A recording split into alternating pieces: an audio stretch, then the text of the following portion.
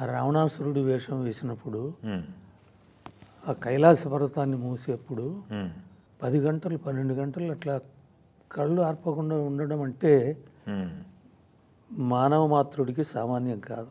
ఉమ్, అందువల్ల ఆయన వరపుత్రుడు. ఉమ్. ఆ వరంతో పుట్టాడు కాబట్టి ఆయన అన్ని రాముడు కృష్ణుడు ఎన్ని పాత్రలు వేశాడు ఆయన. అవును.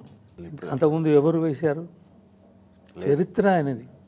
ఆయన జీవితమే ఒక చరిత్ర. ఎస్ ఎస్ ఎస్ ఛాలెంజ్గా తీసుకొని చేసేవాడు. ఎస్.